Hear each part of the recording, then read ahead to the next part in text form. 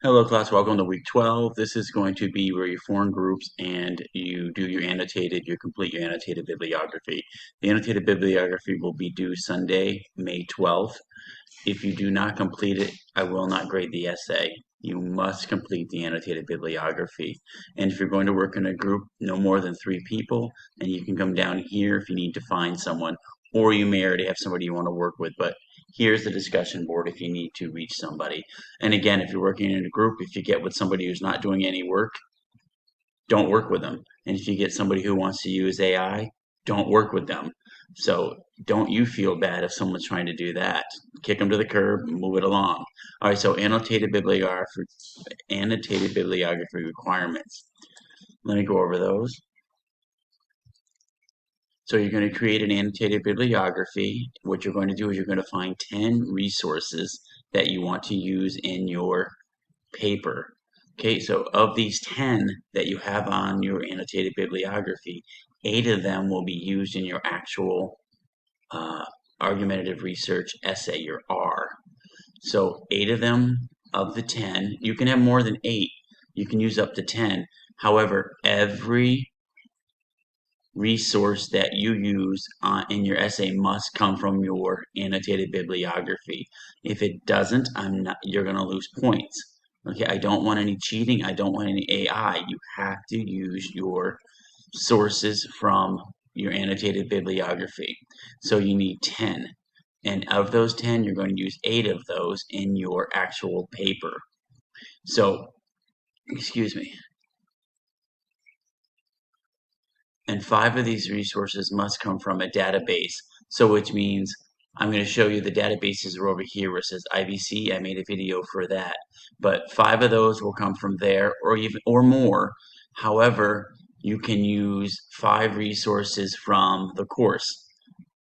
The videos we used, the readings we used, use those in the annotated bibliography. You have those already there. And remember, the prompt is about race and class in America. So if you haven't read the prompt, go over and that'll make more sense to you when you do that.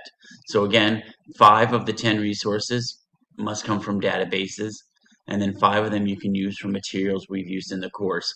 Again, you can use 7 from the database, 3 from the course. You can use all 10 of these resources from the databases, or maybe 5 from there, and maybe take some from Google if you want. However, I make sure 5 are from databases, 5 can come from the course or from Google if you want. If you're using Google, make sure that they are valid articles, academic articles, okay? And then formatting of the AB, I'm actually going to show you an example. But when you do your formatting, you're going to cite it, you're going to summarize it, and then you're going to evaluate it. So let's go to the sample annotated bibliography. It'll make more sense to you. Okay, so here you're here watching the video. Here's what is annotated bibliography. It's a long page. It goes over with you what annotated bibliography is if you're not familiar. But let's just go to the sample annotated bibliography. I think it will make more sense to you. So I'm just going to open it up within our course shell. So here's what your annotated bibliography will look like. You'll have your heading, and then topic and working thesis. Your topic, these I gave you some ideas, but topic will be race and class. Thesis statement, have a working thesis statement. Working means that it may not stay the same because sometimes when you do research, you'll change your mind and you'll like, you know what? I thought race was more of a threat in the U.S., but now that I've done research, maybe I think it's class. Okay, and then the annotated bibliography, 1, you're going to cite it. Notice that it's Cooper, C. It goes in alphabetical order. Cooper, and then Dill, David Dill, and H. It's in alphabetical order. So C, cite it. Okay. Then you're going to summarize it. Okay. And then you're going to explain or evaluate the source. How are you going to use it? That's all you're going to do.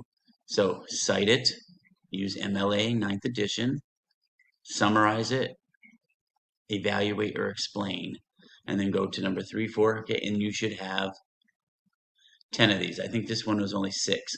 Now, if you start to number these, and it's really throwing off the formatting, get rid of the number and just start with Cooper, okay? Because I can add them up. All right, it's easier for me if you number them, but if it's starting to mess up with your formatting, don't do it, okay? And we're not indenting. You don't need to indent anything. Just make it all this way, all right? So you can go ahead and look at the stuff that I highlighted by yourself in yellow. And again, notice that they are in alphabetical order. Now, Blitzer Jonathan, I don't know why that's there. That should be, B should be starting up here before Cooper.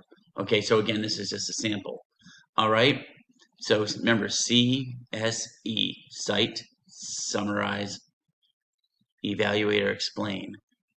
That's all you're going to do, and you're going to do this for 10 of them. And this annotated bibliography is due on Sunday, May 12th.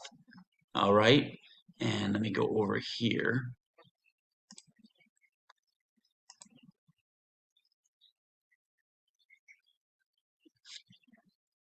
The next thing you'll want to do is, excuse me, what are databases if you're not familiar with them? Or jump right here and watch the database video that I've put here. I show you how to come over here, which two databases I would use from the IVC library, and how to go about that search. And then again, this is due May 12th. Okay, thanks everybody. Bye.